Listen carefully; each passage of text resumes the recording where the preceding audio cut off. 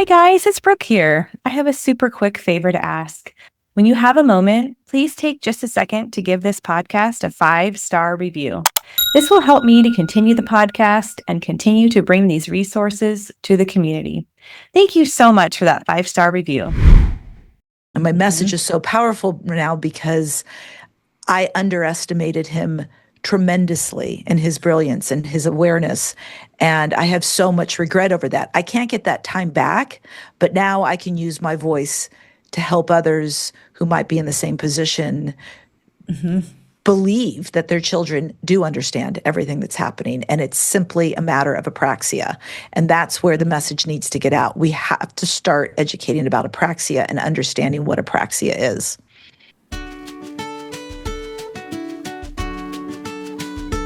Hey there, it's Brooke, and welcome to Finding Hope on the Spectrum, where I have heart-to-heart conversations with parents, professionals, and autistic individuals sharing personal insight and life experiences. Together, we dive deep into supports, programs, and stories that offer inspiration, insight, and most importantly, hope for the neurodiverse community. Before we begin with today's topic, please take a moment to like, share, and subscribe to this podcast. And if you know someone who this would be helpful for, please pass it along. Remember to always stay curious, be kind, and have an open heart. Okay, I'm so excited to get us started and have this conversation. And today we have such a special guest on.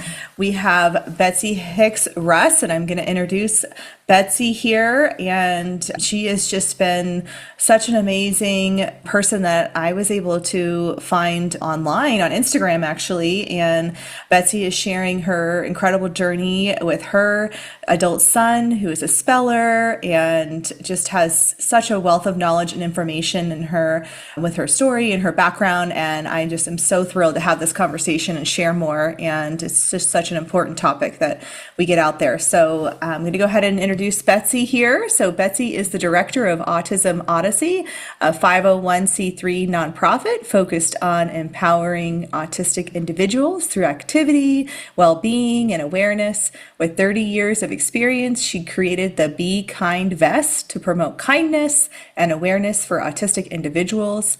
Betsy authored Picky Eating Solutions, an online course helping families address picky eating for balanced diets. She is a social media influencer on TikTok, Instagram, and Facebook, sharing resources for autism families. As host of the Autism Odyssey podcast on YouTube, Spotify, and Apple Podcasts, Betsy offers practical advice and optimism to support parents navigating autism. So welcome, Betsy. Thanks, Brooke. Thank you so much for having me on. It's wonderful to be here. It's wonderful to be on the other side of a podcast.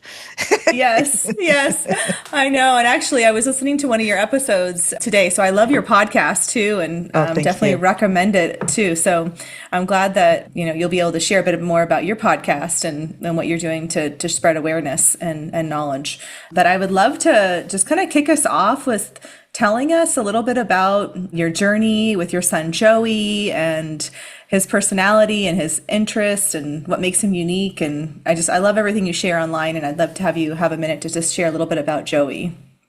Joey's a very cool dude. He is 32 years old, non-speaking, basically raised in a way of which I would consistently say is profound autism, severe autism. I mean, it's changed so much throughout the decades. First, his situation was just called autism. Then so many different versions of autism came. So then it became severe autism.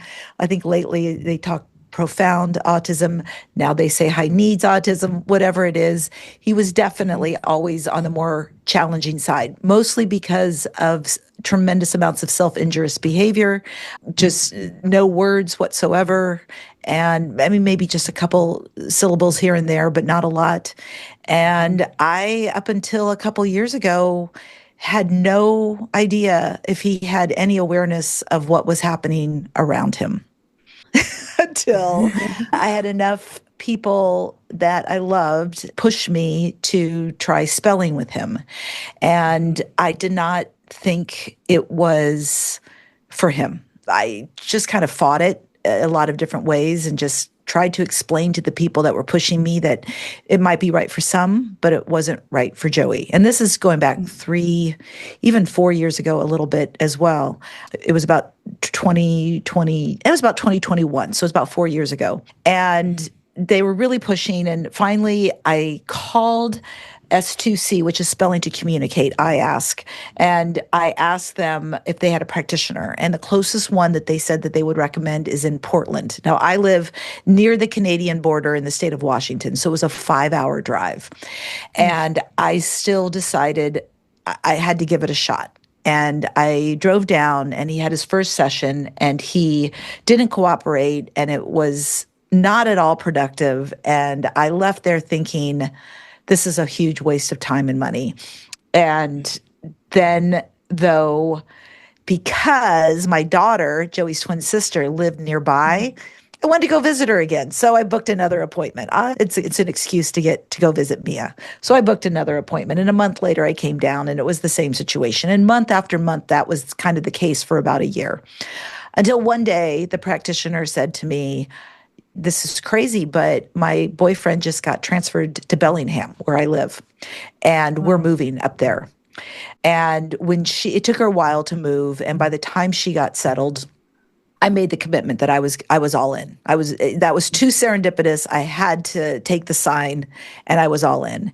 And it took over a year from that point forward before he was able to do an open spelling situation where he had his open. When you hear the term open spellers, it basically means when you start a spelling program, it's all lesson driven. In other words, the lesson might be on U.S.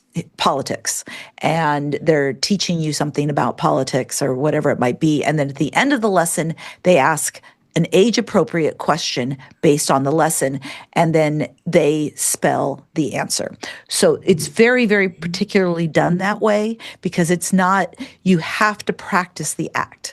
And I can talk more about that, why that's a practice act, but you have to practice the act. So once he got into the point where he was able to properly do it, he was able to answer his first open-ended question, which meant the teacher didn't know what the answer was going to be. He was able to give his own answer. Once he got to that point, it changed everything in our world because we then realized he understood everything and had understood everything his entire life. And it shocked my entire family. We barely even knew how to handle it. It was such a shock for us all.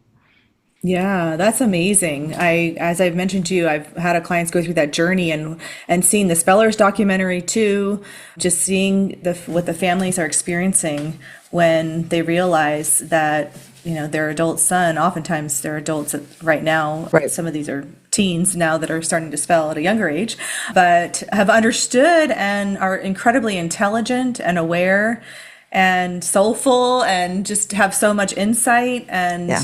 So it's just soulful. Mind-blowing.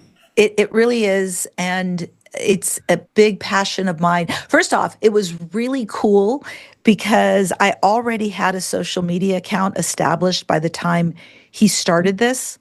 So my followers got to watch the journey with me. And that made it even more special. And it also made it very real, very, very visceral in the sense that people were able to see this is not who I used to think my son was. And now I'm living a totally different message. And my message is so powerful now because I underestimated him tremendously in his brilliance and his awareness. And I have so much regret over that. I can't get that time back, but now I can use my voice to help others who might be in the same position believe that their children do understand everything that's happening. And it's simply a matter of apraxia. And that's where the message needs to get out. We have to start educating about apraxia and understanding what apraxia is. And Absolutely. Let's talk about apraxia because, even just being in the field myself for 25 years, I always thought apraxia was just verbal. And I recently learned about lympapraxia and that there could be multiple types of apraxia. And so, I think that would be great to have you share more about, in terms of, what your knowledge of apraxia and also in Joey's experience, how that played out for him. And I think it's interesting because a lot of people say, well, my son wasn't diagnosed with apraxia. Joey was never diagnosed with apraxia. That was never something that they're like, oh, well, it's very clear he has apraxia. But I started to understand apraxia is basically a brain-body disconnect, so that the body can't do what the brain wants it to do. And it's part of why that when they speak, they can't get out the words, is because in their brains, it's telling them 100% what it is that they have to say, what it is they want to do, but they can't get the words out. It has nothing to do with the vocal box. It has nothing to do with vocal cords. It is about the ability to take the thought and put it into words, because so many steps have to be done for us to be able to do that. So that's part of the speech apraxia that a lot of people do know of. But the full body apraxia is also really interesting because it's also why he can't point. He couldn't point before. Like if you had said, point to the ceiling, that's a whole movement all on its own. And they understand in theory what they're supposed to do, but they can't get the body to do it. So that is part of why when you start the speller's journey, the majority of it is about getting this crossover movement together, moving the hand in different situations so that they're able to point it to the correct letter. And you'll see it like when Joey, for the first couple years that he was doing it, he would always hit like just to the side of the letter or above the letter, but he could never hit that letter because he knew where he had to go, but he couldn't get his body to cooperate. Yeah. So once they get, that's a myelination type of a pattern. And once they get that learned behavior, then they're able to actually take what's in their mind and spell it. And that's kind of the journey that it has to go on. When people just pick up a letter board and they bring it to their kids and they say, spell for me, that's not going to, maybe it's worked in the past for some random person, but that is not at all what the method is. It was years of practicing this movement. Yes, that muscle memory and that repetition. Exactly. So that he can learn to rely on that motor movement when he's had that thought process. Truly. Yeah, that's so important. I know I've heard as well some clients sharing that actually has to be maintained, right? Right. You do those spelling lessons even when you get into open communication. And that's important as well. It's a visual thing. It's practicing the eyes to practicing the motor. And it is the really good programs make that part of the daily practice. So we started having Joey do like always unloading the dishwasher. Unloading the dishwasher is one of the greatest tasks because it's a crossover, reach to put that up here, go down. And that motor planning is really imperative for the kids to learn in order to become spellers. I love that. And it's an authentic experience that is meaningful and is a contribution too, as well. Right. Within the family I'm system. certainly happy to have help in the kitchen for sure. Yeah. He's a good, meaningful participant in the kitchen. Yeah. That's significant as well. So with the spellers now, when you have that consultant, does he still work with that consultant? Oh yeah.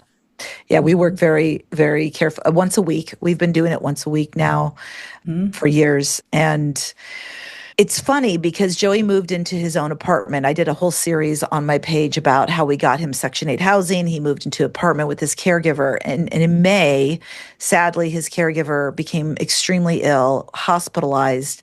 His caregiver is still in the hospital, but he will be getting out soon, and we don't want him to lose his job. So we've had Joey living with us since May. And I decided this is my opportunity to practice every day, to get him to every day just give me 10 minutes. I just say, we're just going to spell for 10 minutes. And so I create a lesson for him I take like a YouTube video. There's so many great educational videos on YouTube. So I'll take a YouTube video, I'll take the transcripts, I'll throw it into AI, create a lesson 3 questions. I just say 3 questions, 1 to 5 word answers, and then Joey spells the answers every time. And then I follow up with an important question of the day. For example, like, do you want to wear your weighted vest or your backpack today? And have him spell something like that. Just because, yes, the lessons are really important to the practice, but having communication is also really important. So we do that as well.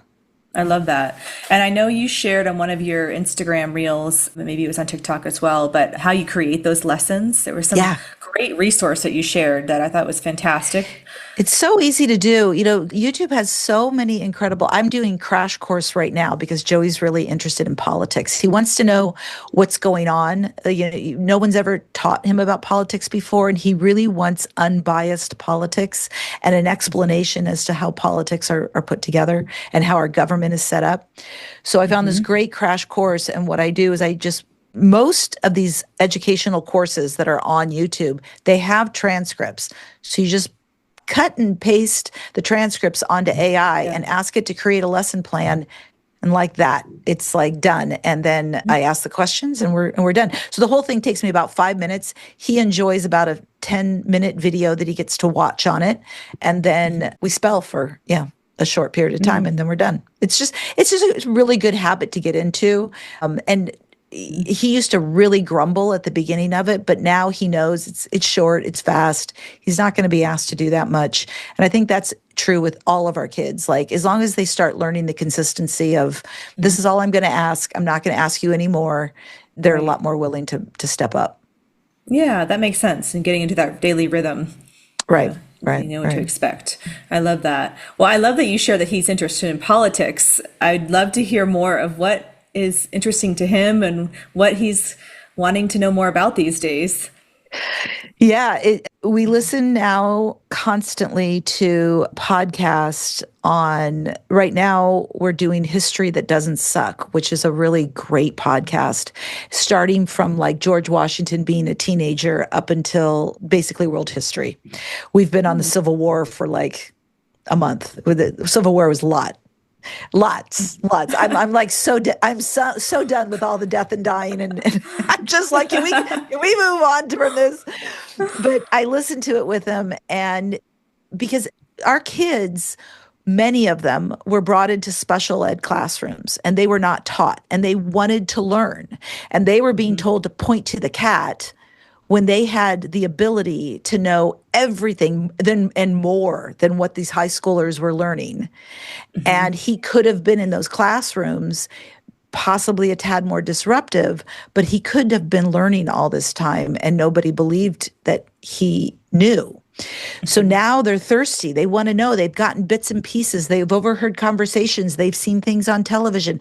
They're like, can someone please explain this to me? And that's where I find him with his spelling is like, I want to learn about this. I want to learn about this subject. Help me understand it more. Teach me about the Great Wall of China. Like, he wants to know so many things that he's kept inside for so long. And I think we as parents are just not aware. We think we equate listening with looking, paying attention, not moving our bodies. We're engaged. That's what listening is. What we don't understand is that listening can look different to so many different people. To some people, listening can be about pacing. And in fact, if you do make them look at you, they're likely to not be able to comprehend. They need to look away. And listening is, it just does, my favorite saying is, listening doesn't have a look. So we can't be assuming that these kids don't know what it is we're saying. Joey will hum. He hums all the time whenever we're trying to, tell him something, or he might be singing a song and you think he can't possibly know what's going on, but he needs that. That helps regulate him so he can receive what's being said to him. So that's where the underestimated part gets, is we expect this to be a look, and that doesn't exist. And these kids are thinking, they're using their brains. Part of the reason they're so incredibly intelligent is they are not constantly thinking of the next thing to say. I know as a podcast interviewer and as even a guest right now, that when you start talking, I'm immediately starting to try to figure out, do I have a story for that? Do I have an example for that? How am I going to interject my situation into what you're saying right now? Where with our kids, they don't have that luxury of being able to interject. But on the other hand, it's a beautiful, peaceful way of listening because they're just listening. And so they're getting the real crux of the story that often some of us are overlooking because we're trying to think of the next thing to say. So this is part of the reason that they're so intensely connected and brilliant and so aware of so much more than the average person is. That makes so much sense. I'm glad that you shared it that way because it makes a lot of sense of how that plays out and how important it is to presume competence. And to really, believe that they're very capable, they're very aware, and they're motivated, and they want to learn, they want to know, and they have the right to. Yeah, it's a human right. That's 100% true. They have the right to, and until we can get silly powers that be to block our spellers from having the right, it's going to be a little bit of a challenging time. But the thing is, it's so silly. Like when somebody says, well, it's not real, it's like 99% of the time they haven't actually really seen a session. They haven't really seen what it's like when the kids are in the room and they have this, oh, you shouldn't be holding the board. You shouldn't have to hold the board. But everything is interaction. I mean, sign language is interaction. Using an AAC is an interaction. It's just an electronic interaction. We have to have those interactions. And when you're helping to coach them with the board, it's not a coaching of you don't know how to spell. It's a coaching of help get your arm to where it needs to be so that you can convey your message to me in the best possible way. Absolutely. And this, the ultimate goal is to reduce that support as you go, as they become more independent. It's not that the intention is to constantly stay in that same place of level of support. Yeah, exactly. It is so important. I think that's, why we just have to keep talking about it and keep sharing, because these individuals, and you mentioned parents, and I would say professionals too. I've had a lot of clients that were non-speaking adults that learned to spell and then told us about what the professional said about them that was not kind, in front of them in the classroom. And, I think that that's so important that professionals understand and be very mindful, and to presume that competence, that they do understand, and to speak to them as though they perfectly well understand everything you're saying and your intention too.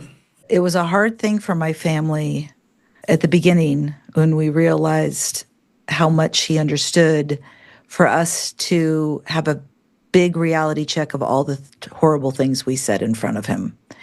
And that was a really painful time for my family. Specifically, his younger sister was really in a lot of mourning over it, just feeling so bad about the mean things she may have said to him. And we all kind of go through it. We all go through this intense regret, but that's the beauty. I mean, Joey has told us through spelling over and over again, forget about it. Don't worry about it. Let's move on. Let's you know what? From this point forward, it's gone, forgotten. It's amazing that so many adults, that spellers have shared a similar response when they've been told. And they're just so happy. They're genuine. They're so genuinely happy that things are different now, and that their words are going to start, that they're going to start getting some freedom from all of this. Yeah. It's incredible. I mean, also a testament to, we mentioned how soulful they are, but, just a testament to that, because a lot of us humans hold grudges and, 100%. We have hang-ups, and we have to go to therapy to process through things. I know.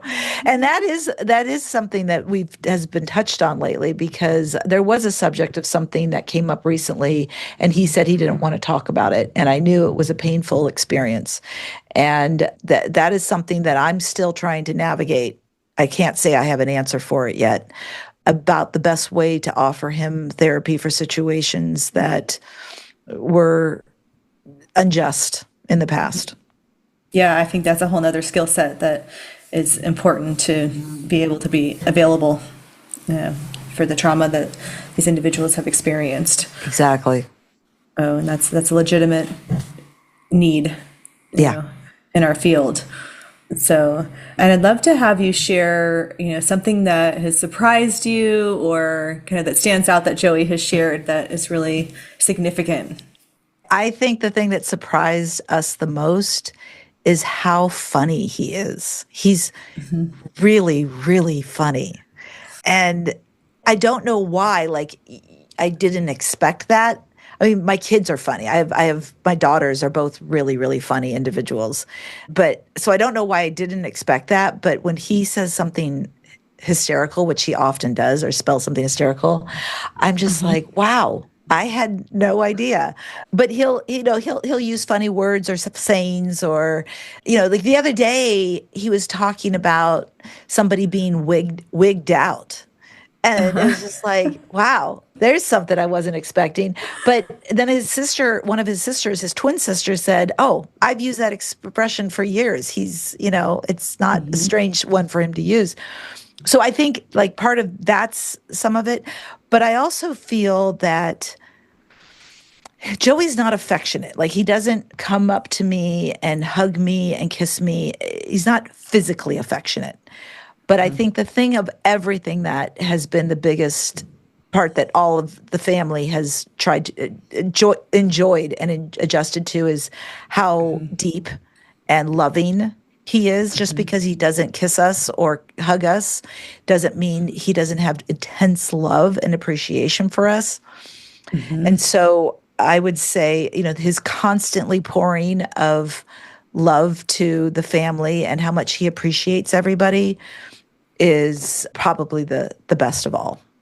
Yeah, what a special gift. And we don't need it. I mean, it's 32 years. I've accepted the fact that I do what I do, and I don't do it for his appreciation. I do it because I love him unconditionally. Yeah. But it sure feels good when you get it. Yes, it sure does. Yeah. I know. And I'm sure he feels so good being able to express those thoughts that he has. And that's there's a book called The Reason I Jump. And this was written decades ago, and it's just now getting a new life because he was a speller, but nobody recognized spelling as being a method of communication decades ago. So the book is getting a new life, and then he has a secondary book. But that is something that I remember powerfully, and I can't remember if it's in his first or second book, was imagine you've been locked up your entire life, and there is the person who helps you get out. And now you are able, you're granted a wish, and you're allowed to say like 3 sentences. Of course, you're going to pour that gratitude to that person. And that's exactly been true with a lot of the kids. When they finally get that opportunity to openly communicate, it feels so good to them to finally say thank you, whether it's to their practitioner or to me or to their parent or whomever it is. They're just so grateful for that opportunity. I love that. I mean, it's a gift that the spelling is giving them to have that door open so they can share those genuine thoughts that they have. And, that creates a feeling that feels really good when you give somebody else that positive feedback and they receive it. It does. Yeah. It's an honor. So I love that. And I want to make sure that we connect about telepathy. Okay, let's do it. Let's go there, because you can't divide them. You can't. I mean, the programs, the spellers and Spelling to Communicate, understandably, because I'm supportive of them, understandably need to separate them because they have been working for so long to get the scientific data out there on Spelling to Communicate. And now you're throwing into this whole mix telepathy, and it's setting them back. And I understand their frustration, and I honor it. So I never try to put them on the spot. I never put them down for it. But for those parents who know, you can't separate them. because they 100% go hand in hand.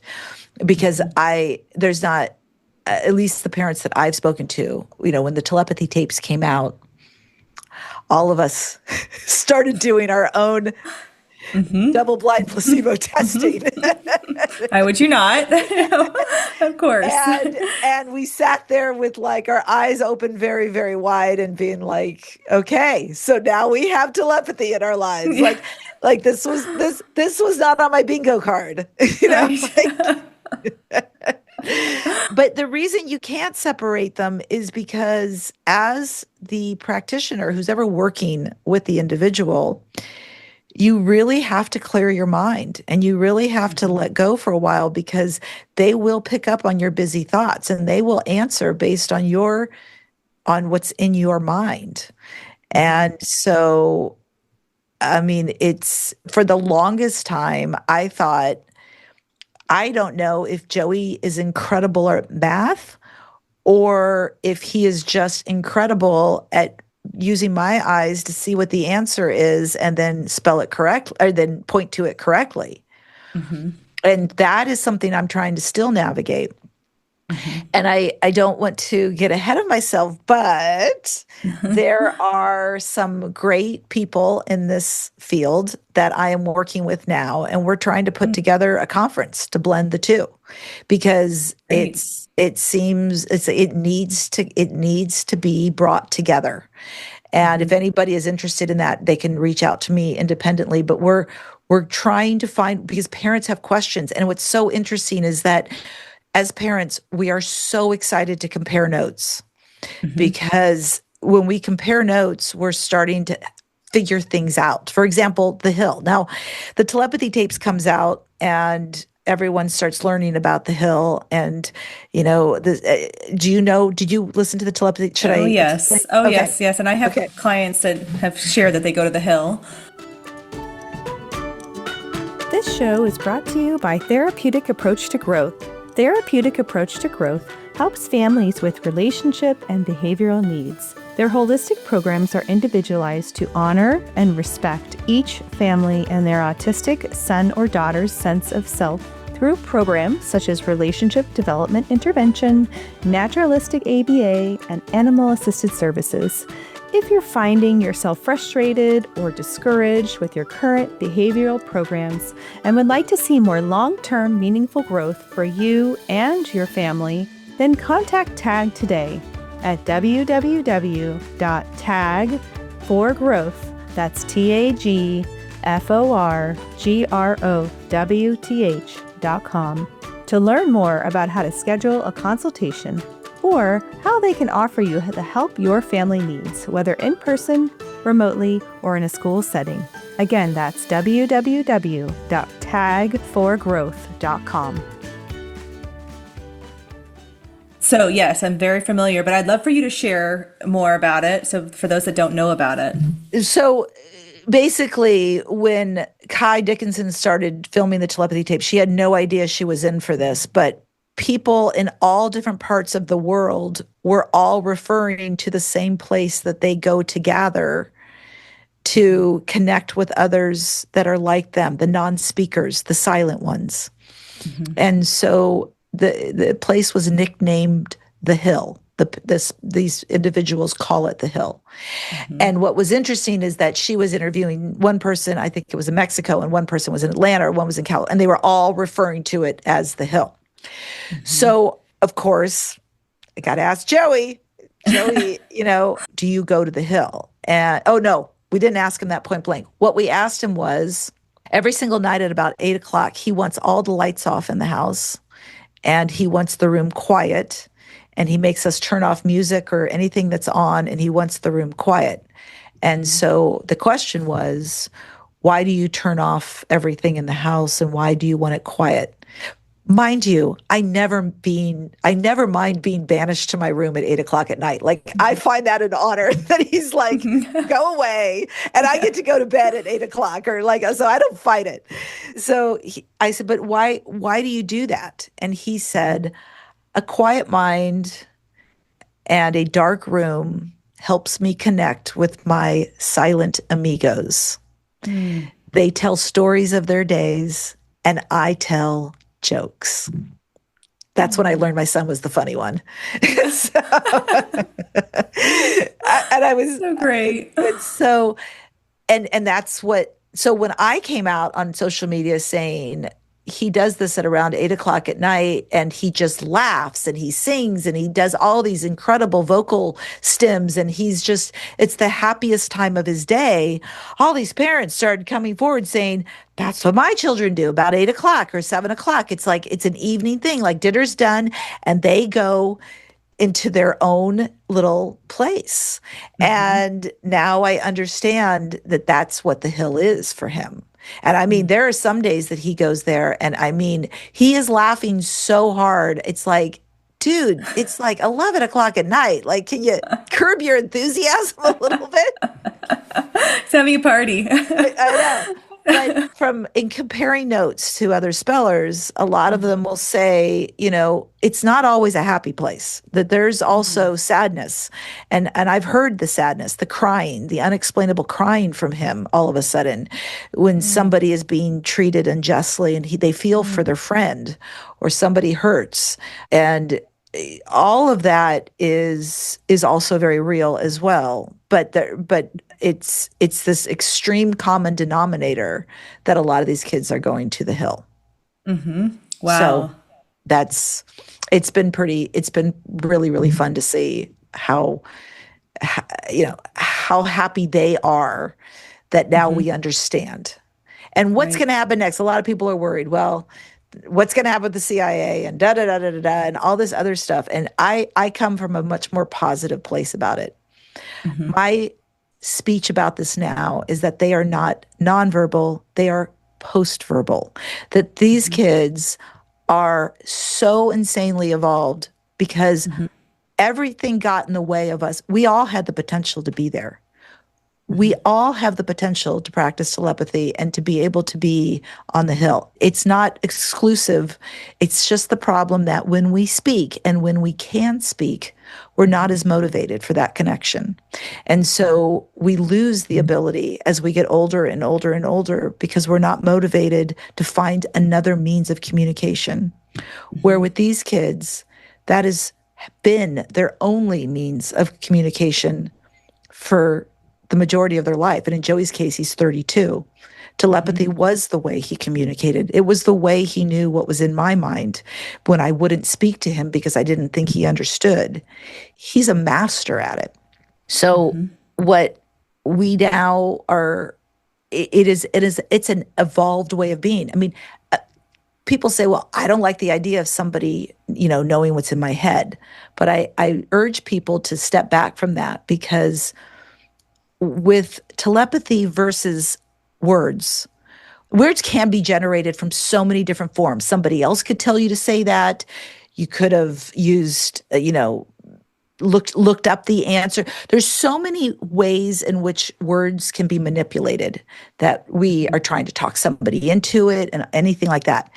If you are really looking at the true intention of an individual, the purest thoughts would come from telepathy because through telepathy, you would know the intention of somebody. And that is where it divides the dark from the light, the good from the evil, whatever it might be, whatever way you want to call it. It's the ability to really know. Now, there is negative telepathy. It's not a question of that. It's just, I don't think we need to be afraid of it as much as people say, because you're going to be able to know the intention of somebody. If you are able to really understand telepathy, you're going to be able to know the intention of somebody immediately in most cases, because you can feel it. You can feel that. And a lot of parents will say that. My kids know a good person before I know a good person. Like, a new caregiver comes in and they won't have anything to do with them. And then they find out later that they're, a drug user or something like that. The kids will connect and they trust them. Like trust them because they really know the direction to go in. Yeah, I think that's such a good point in processing everything you just shared. And I think that it makes a lot of sense. I mean, energetically, they're so sensitive Yeah, to reading people, feeling people's energy, reading the energy, however you want to call it, right. and they can experience that intention. I think that as you said, the intention is so critical. That's Yeah. it. Yeah, that intention is everything. If we can you imagine though how different it would be, and like even social media, if when everybody spoke, you understood their intention? Hmm. Imagine how different it would be. And Yes. that's why telepathy is an evolved way of communicating. So that's Hmm. why they skipped over the speech part. They're post-verbal. They're living in a time where you don't need it. And that's where when I realized that is Hmm. when I realized that if I'm going to ask him to jump through the hoops of constantly poking to it letter by letter, that Hmm. he has every right to ask me to quiet my mind and start practicing hearing his messages. Hmm. Call it telepathy, call it just meditation, whatever it might be. But I have to start quieting my mind if I really want to hear him now. Hmm. And I owe that to him. Hmm. And it's funny because for years I would say, I'm going to meditate every day. And I wouldn't do it. I wouldn't do it. I just like it's helpful, but I don't have time for it today. Now it's my assignment. Hmm. I feel it's my assignment that I have to practice this every single day so that I can, for him, for his sake, connect with him in the best possible way. Because when I sit down to spell with him, I need to clear my mind or I fuzzy up his ability to know what to spell. Hmm. So, quieting Hmm. our minds as parents is something that we all have to practice as much as possible. That is such a good point, and it's a struggle I've seen because it Yeah. is so hard when you're trying to. I have not had the honor of spelling with a client, but observing a lot of sessions and hearing about the challenge. And if you had any insight or strategies on how to quiet your mind, and you mentioned meditation, if there's anything else you could suggest for families, I think that would be so helpful because I think that is a constant thing that families are talking about, just that concern over it.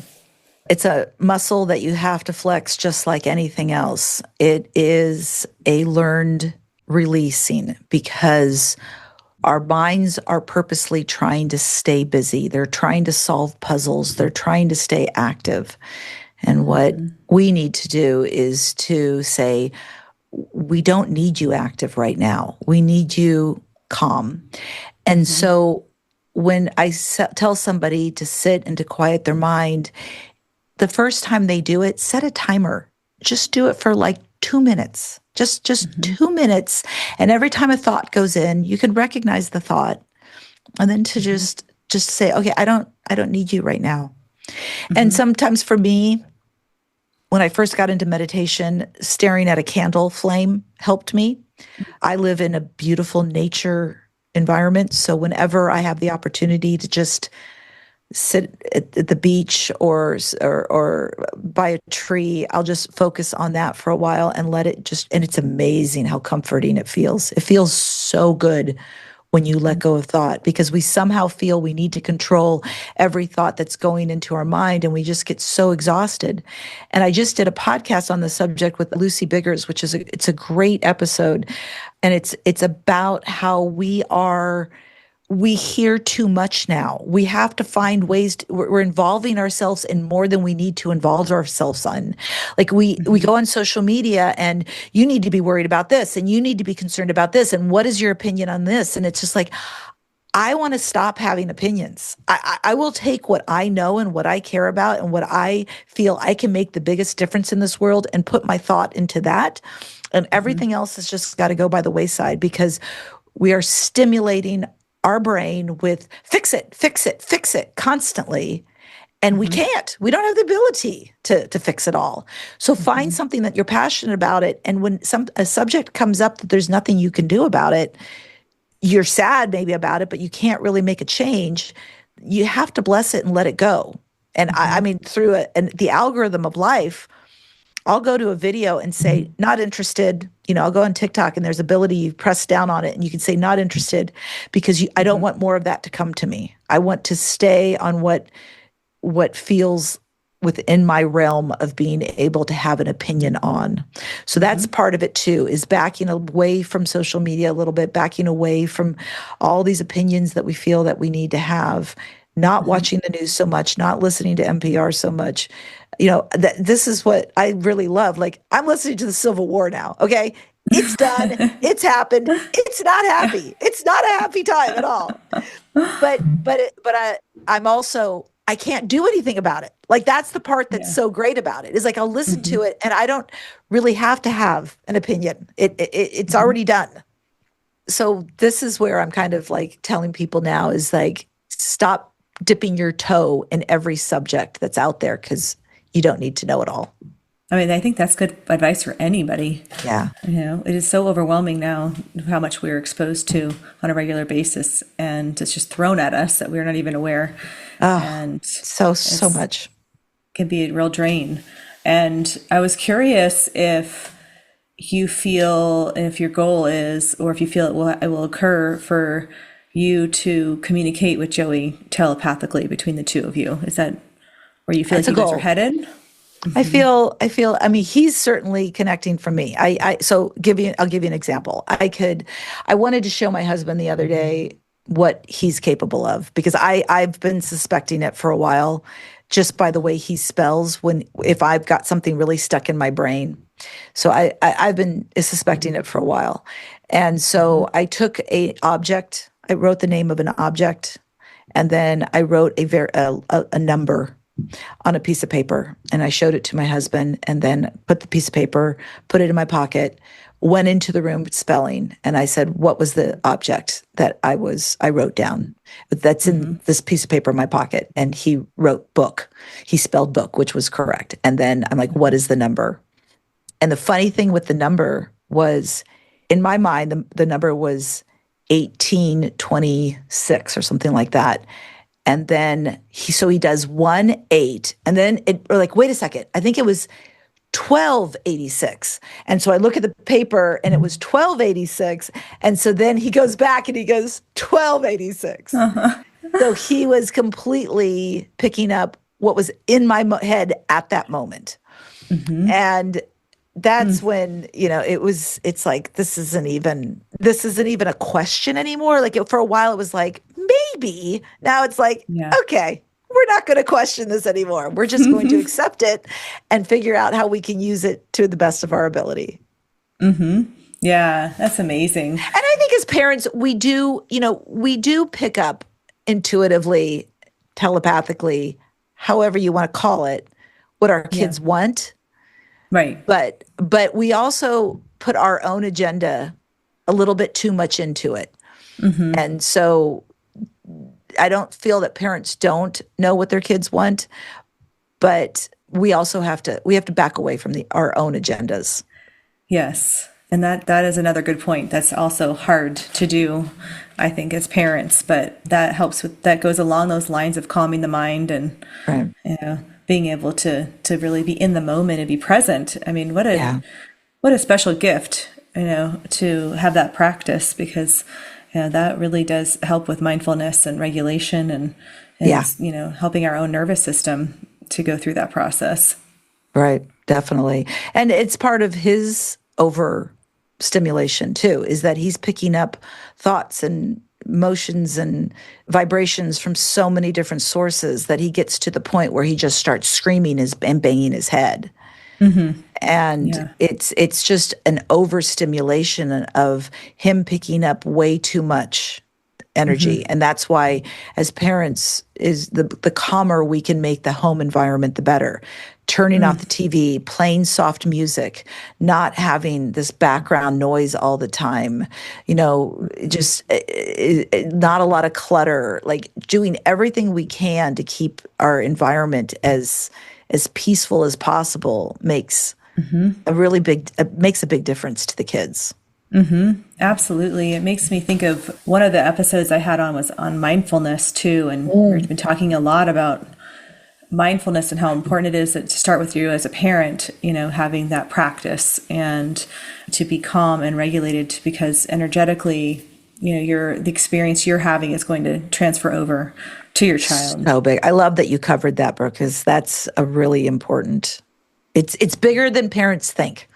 It's one of those things where parents think, oh, there'll be a time, or it's, that's just one of those yoga thingies or whatever it might be. People just don't really understand that to be the best human being that you could be and to be the best support that you could possibly be to the kids, that mindfulness is the absolute center of the core.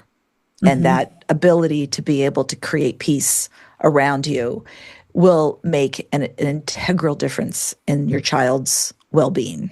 Yeah, I love it. I think it's also needs to be talked about even more, especially with our population and, helping the family system heal. Right. Exactly.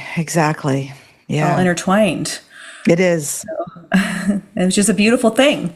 So I know you can have the impact. It's not like you're asking somebody to, come up with a lot of money to do something. This is free. Yes, it's all free. Yes, it's a little practice, little by little, leads to something big. That's right. Exactly. Yes, I love it. Well, where do you foresee, Joey's future and the whole Spellers community? What do you foresee happening? I'm so excited. I feel we are just at the beginning. And those of us who are really trying to, now a lot of us that are into both of these worlds, both the Speller world and the telepathy world, we're really trying to band together because we want to make this easier and to understand for others. So I find there's going to be a lot of awareness. I feel there's going to be a lot more education on this. There'll be conferences, there'll be meetings, there'll be actual Hill meetups in person. Those are going to be a lot of fun to even imagine at this point. I feel that this is a time of awakening for the entire human race. I feel that everybody is going to benefit from these kids, that we're all going to start learning that words have gotten in the way, and that can we get to a time where we are transferring thought rather than just a bunch of jumbled up, misguided words. I just feel that in general, humanity is going to benefit tremendously, and that our kids are going to be the leaders of it. They're when I used to say that the non-speakers were at the low end of the spectrum, now I feel they're at the high end of the spectrum. I feel the entire spectrum has flipped, that the non-speakers are really where it's at. It's beautiful. I can feel it. I can feel the energy. I can feel it. I love it's it. coming. I'm on the same page. I just can't wait to see, what's to come, because they're just, I know. They're leading the way. My old saying was, I used to feel that I got a raw deal. Now I feel I have a front row seat. And it's the most exciting time of my life to just watch it. For Joey, I think he'll write a book eventually. I think once he gets better, I think he's so beautiful with words. I think he'll write once, we're making progress. He's nowhere near. We're getting closer to typing, but we're not there yet. He needs to be typing before we're going to take that one on. But I think he has a lot to say, and I'm here for it. And I'm going to do whatever I can to support whatever he wants to say to the world and support him. Yeah. Oh, I can't wait to see what's to come for Joey. Yeah. What an exciting journey. He has a friend that's visiting right now from Hawaii, one of our best friends, and they're visiting. They have a house in our area, and the boys sit down together for hours and just smile and look off, and they just want to be in the same room together, and they're just having these incredible conversations, and they'll spell about it later, like what they were communicating. But it was just like it's watching the future is what it feels like to me. It's so cool. Oh, that's amazing. So special. And I mean, just it's a beautiful thing to be able to witness and to, Yeah. be a part of. And I'd love to have you just share if there's families out there that, have a younger child that's a non-speaker and Right. they haven't learned to spell and they're considering it. And if you had any advice for those families that are Yeah. listening. So the two main sites for the practitioner programs where you can find a practitioner, because you don't want to just randomly start this. You're going to be disappointed, and it might actually put a bad taste of spelling in the speller's mind. So the two main places are the spellers.com and iAsk. It's I-ASC.org. So spellers.com or iAsk.org. And those are the practitioner programs. But then there's Communication for, the number 4, Communication for All. And that's Elizabeth's program. And that is a nonprofit organization to help any speller be able to do it at home so that the parents can learn on their own. They can watch YouTube videos. They can learn the program. They can make their own boards or buy the boards very affordably, and they can do this at home. So those are the 3 great places to start. In the meantime, purposeful movement all the time. Practice purposeful movement. Practice this position of crossing over whenever possible. If you have the opportunity to get the children's eyes checked. Joey has binocular vision. His eyes go in 2 different directions. We didn't even know that, so we had to get that corrected. So those are all things that you can start doing now. A regular optometrist typically isn't going to be able to spot it, but a developmental or there's more specialized will be able to spot that as well. And just be open. Don't be afraid of any of it. Be excited. Be ready for what's next. And it's hard. I understand when your child is screaming, and I'm saying to tell you what an incredible evolved blessing that these children are. It is really hard to feel that. I get that. I some days I will hear him banging the heck out of his head and think, this is miserable. And then I'm out there saying, oh, my son is so incredible. And I'm listening to him bang his head.